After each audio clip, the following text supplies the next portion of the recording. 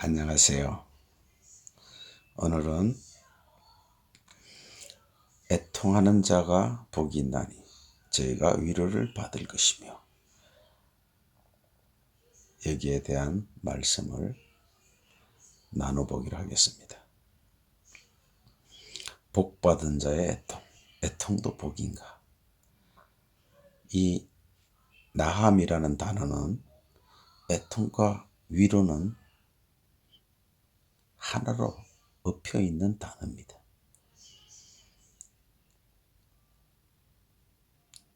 위로라는 것은 십자가의 위로밖에 없습니다.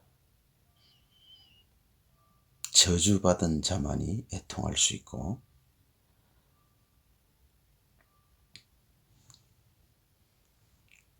저주받은 자는 예수 그리스도의 십자가로만이 위로가 되는 것입니다. 처음 창조는 피조물의 처음 자리를 알게 하시는 하나님의 뜻입니다. 이미 묵시 안에서 완료된 하나님의 백성들에게 이전 세상에서 타락한 천사들처럼 자신들의 자리를 이탈하지 않고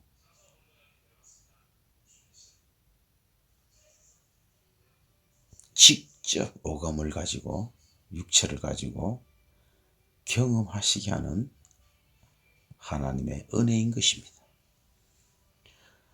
성경은 저녁이 되고 아침이 되니 7번 말씀하고 있어요.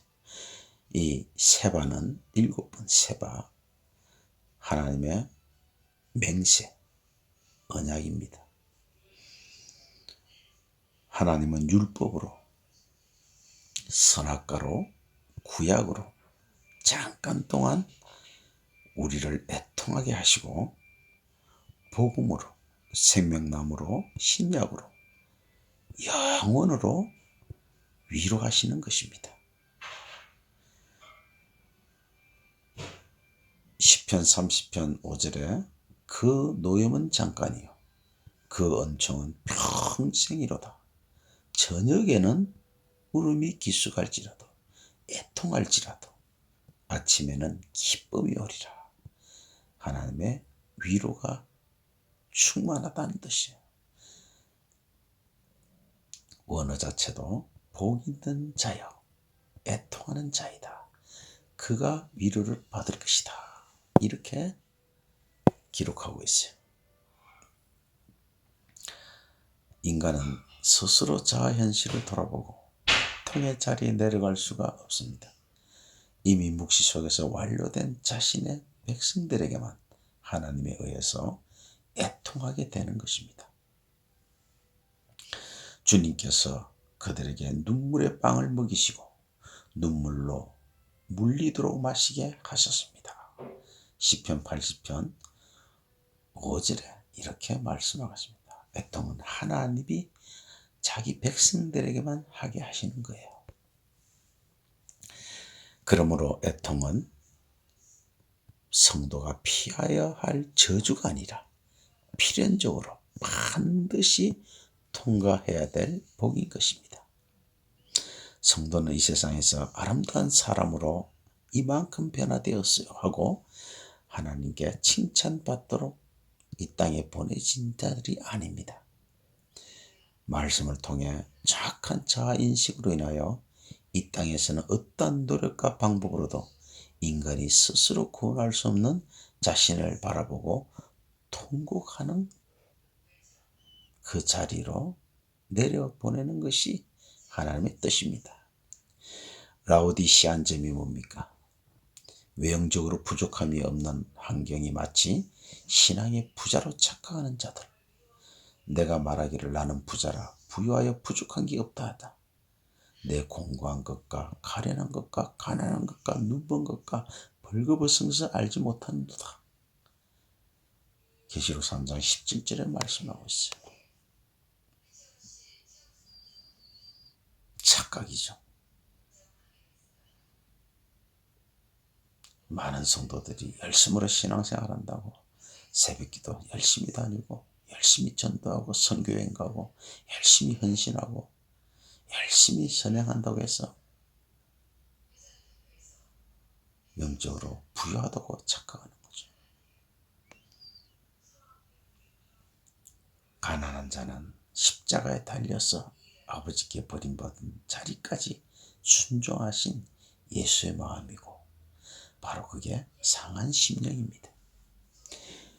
우리 주 예수 그리스도의 은혜를 너희가 알거니와 부유하신 자로서 너희를 위하여 가난하게 되시면 그 가난함을 인하여 너희를 부유케 하려 하심이라. 이렇게 말하고 있어요. 참된 제사란 하나님이 구하는 제사는 상한 심령입니다.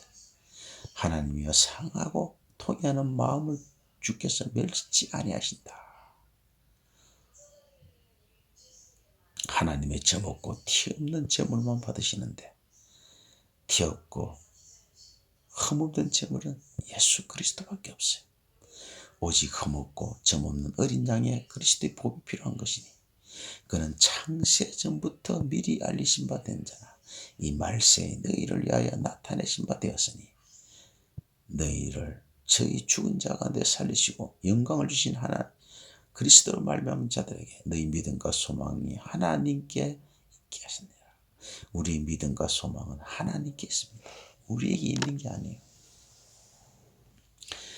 심령이 가난한 자는 복이 있나니 천국이 지을 것이며 이것은 가난한 자가 천국이라는 거예요. 바실레이아 하나님의 통치를 받는 자. 그 가난 속에 애통이 포함되어 있는 겁니다. 자신의 가난함, 이 땅에서 먹을 것이 없는 이 땅이 나의 양식이 없구나. 예수님이 40일 금식기도 한 것처럼 교회는 광야 40년을 비유로 말씀하시는 거죠. 금식, 먹을 것이 없습니다.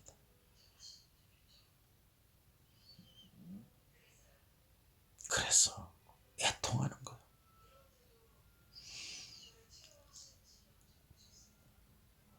나의 행위가 없는 자, 자신의 행위가 없는 자. 바리새인은 자신의 행위가 많아요. 타 종교인들은 자신의 어려운 행위가 많아요. 그들은 가난한 자가 아니에요. 그들은 천국이 아닌 것입니다. 하나님은 신앙의 행위만을 보지 않습니다. 나 여호와가 말하노라 나의 손이 이 모든 것을 지어서 다 이루었느니라. 물론 마음이 가난하고 심령에 통회하며 나의 말을 인하여 떠는 자 그 사람은 금고 도와주신다. 그러나 신앙의 행위 소잡고 살인하는 것 다름없고 제사 드리는 게 먹으면 끝도 없고 분양하는 것은 우상의 찬송과 다름없다고 말합니다. 심령이 가난한 자를 구원하는 것이 아니라 가난한 자가 되어 가난한 자를 대신하여 죽으신 예수 때문에 구원을 받는 것입니다.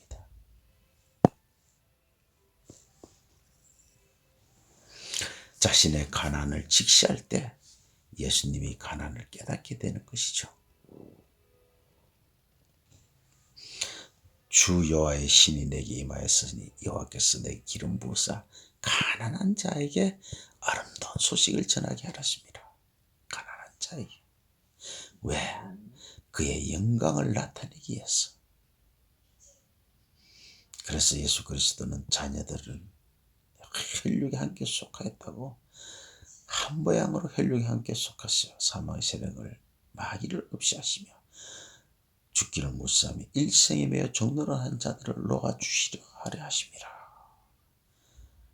가난과 방황성과 지하성 사도 바울의 작은 시기에 성경은 나타나 있어요. AD 47년 갈라디아서를 쓸 때는 사도 바울의 자랑스러운 사도였어요. 사람들에게서 난 것이 아니요 하나님으로 말미암은 것이요 오직 예수 그리스도를 죽은 자 가운데서 그리스도를 살린 하나님 아버지로 말미암아 사도된 나 바울아 이렇게 자신이 당당한 사도라고 밝혔어요. 그러나 AD 55년 정확하게 8년 뒤에 고린도전서 중에서 나는 사도 중에 가장 작은 자라고 말하고 있어요. 나는 사도 중에 지극히 작은 자라. 내가 하나님의 교회를 핍박했으므로 사도라 칭함받기에 감당하지 못한다고 했어요. 그리고 7년 뒤 AD 63년에는 사도도 아니에요. 성도 중에 지극히 작은 자라고 고백합니다. 모든 성도 중에 지극히 작은 자보다 더 작은 나에게 은혜를 주신, 이 은혜를 주신 청량할 수 없는 그리스도의 풍성을 이방인이 전하게 하시고, 이렇게 말하고 있어요. 그러나 죽기 1년 전에 디모데 전서를 로마에서 디모데전서 쓸 때는 성도도 아니고 이제 성도도 아니에요. 완전히 마귀 개수라는 거예요. 자기가 사탄이라는 겁니다. 믿보다 모든 사람이 받을 만한 이 말이요. 그리스도 예수께서 죄인을 구원하시라고 세상에 임하셨다. 죄인 중에 내가 개수, 그래서 사탄이라는 거죠. 이렇게 성도의 성화는 거룩하고 아름답게 되어가는 것이 아니라 이렇게 처참하게 하나님 없이는 마귀라는 사실을, 내가 사탄이라는 사실을 직시하는 겁니다. 가슴을 부수고 찢어지는 고통, 내가 사탄이구나. 그래서 애통과 우는 자는 현재 진행으로 되어 있어요. 이 펜타와 클라우는 현재 진행입니다. 극한 비극 속에서도, 극한 슬픔 속에서도 애통은 반드시 위로와 함께 하기 때문에 이 라함이라는 단어는 위로와 애통이 함께 포함된 단어라고 말씀했잖아요. 위로는 팔라크레토인데 애통하는 자리에 내려가야 위로가 되는 것입니다. 배반당해 본 자만이 배반당한 자를 위로하듯이 위로할 수 있는 자격이 있어야 돼요. 바로 예수님 뿐이죠. 애통의 현장에서 십자가의 위로를 받는 것입니다. 이것이 설교입니다. 설교는 다른 말하면 안 돼요. 애통과 십자가뿐입니다. 로마서 7장에 16절 25절 사도 바울의 애통이 기록되어 있죠. 만일 내가 원치 아니하는 것을 하면 이런 율법에 선한 것이 시인하노니 이제는 이것을 행하는 자는 내가 아니요 내 속에 거하는 죄니라. 내 속에 곧 내 육신에 선한 것이 거하지 않은 줄 아노니 원함은 내게서 선을 행함은 없노라. 내가 원하는 바 선을 하지 아니하고 도리어 원치 않는 바 악을 행하는도다. 만일 내가 원치 않은 그것을 하게 되면 이를 행하는 자는 내가 아니라 내 속에 거하는 죄니라. 그러므로 내가 한 법을 깨달았노니 곧 선을 행하기 위하여 원하는 나에게 악이 함께 있는 것이로다. 내 속사모는 하나님의 법을 즐거워하되 거듭난 사람은 속사람, 하나님을 즐거워하는 속사람이 있어요. 불신자에게 이게 없죠. 죽었으니까. 내 지체로 속에서 한 다른 법이 내 마음의 법과 싸워 내 지체 속에 있는 법을 지하려로 나를 사로잡아 오는도다. 오라, 애통입니다. 나는 공고한 사람이다. 나는 지옥 갈 사람이구나. 이 사망의 몸에서 누가 나를 건지겠느냐. 절망의 애통입니다. 절망의 가난입니다. 그러나 위로가 떨어지죠. 우리 주 예수 그리스도를 말미암아 하나님께 감사하리로다. 그러나 내 자신이 마음으로는 하나님 법을, 육신으로는 죄의 법을 씁니다. 그리고 8장으로 성령의 생명의 법으로 넘어가지 않습니까?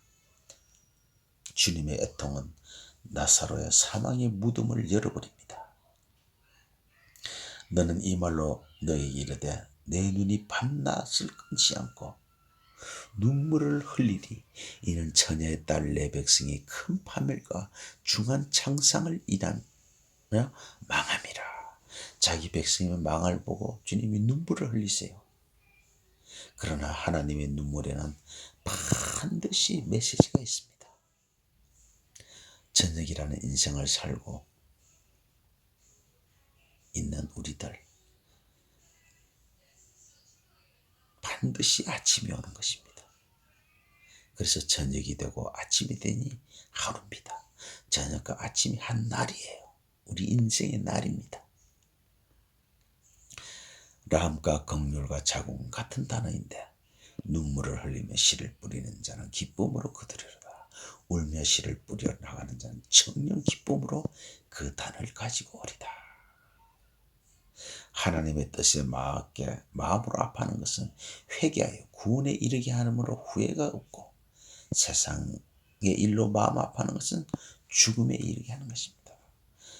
교회가 고통하는 것은 생명을 얻지만 세상이 아파하는 것은 저주입니다. 주께서 저희를 눈물의 양식으로 먹이시면 주님이 우리를 애통하게 하시는 거예요. 다랑의 눈물을 마시게 하신다이다. 그래서 계시록에서 성도의 눈에 눈물을 닦아주는 겁니다. 사도행전에도 내가 예수를 죽인 자입니다, 이렇게 통곡할 때 구원을 받습니다. 그런즉 이스라엘 온 집안 정령할지니 너희가 십자가에 못 박은 이 예수를 하나님이 주와 그리스도가 되게 하셨다. 저희가 이 말을 듣고 마음에 찔려 베드로와 다른 사도들에게 물어가는데, 형제들아 우리가 어찌할꼬. 애통입니다. 어찌할꼬. 나는 공고한 자구나. 인간은 예수를 살리는 방법 외에는 그 죄에서 벗어날 길이 없는데, 인간이 어떻게 예수를 살립니까? 하나님만이 살립니다. 그래서 은혜 받은 자가 애통하게 되는 것이지, 애통한다고 해서 은혜를 받는 것이 아닙니다. 이 사실을 분명히 아셔야 돼요. 내가 다윗 집과 예루살렘 거민에게 은총과 강구하는 심정을 부어준다 그랬잖아요. 그래서 그 찌른 자들이 애통한다 그랬습니다.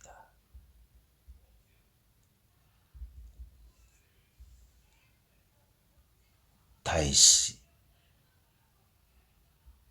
이렇게 시편에 말씀들 하고 있어요.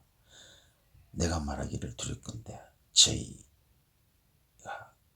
내게 대하여 기뻐하여 내가 실족할 때 나를 향하여 망자 존대할까. 망자 존대, 나를 업신여길까봐. 내가 넘어지게 되었고 나의 근심을 항상 내 앞에서 하니 내 죄악을 고하여 내 죄를 슬퍼합니다. 주님께서 다윗의 죄들을 통해서 죄를 보게 하시는 거예요. 그래서 속히 나를 도우소서, 주만이 나의 구원이시다고 고백하게 되는 거예요. 우리의 애통을, 우리의 가난을 예수 십자가만이 부유케 하고 위로해 주십니다.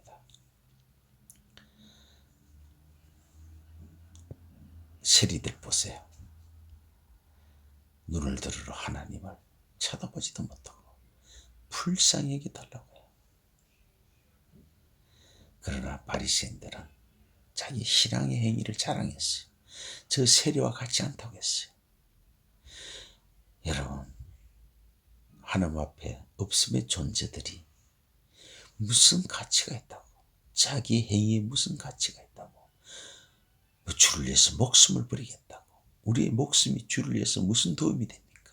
우리의 고난이 주를 위해서 무슨 도움이 됩니까?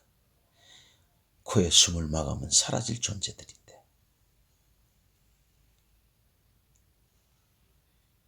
주님의 애통만이 사망의 문을 엽니다. 마리아가 예수 계신 곳에 보이더니 그 발을 엎드려야 돼. 오라비가 죽지 아니었다. 주님 빨리 오시면 한다. 근데 주문이 눈물을 흘렸었어. 주님이 애통했어요. 나사로 죽은 것 때문에 그런 게 아니에요. 예수님은 나사로 죽은 줄 알고 늦게 왔어요. 그리고 다시 살릴 거라고도 예수님은 알고 계세요. 이 육체의 죽음을 가지고 우는 자들을 보고, 죄를 보고 주님 오신 거예요.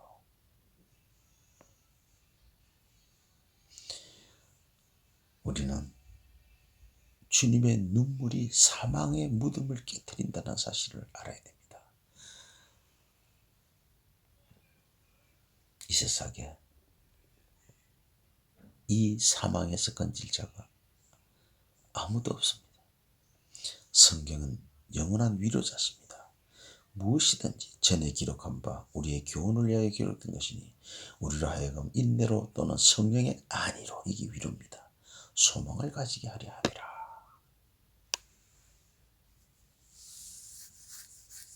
말씀은 애통하게 하고 또한 위로하게 하는 것입니다. 묵시가 역사 속에 떨어지면 필연적으로 나타나는 현상입니다. 그래서 설교자가 미워지고 또 설교를 통해서 위로가 되는 것입니다.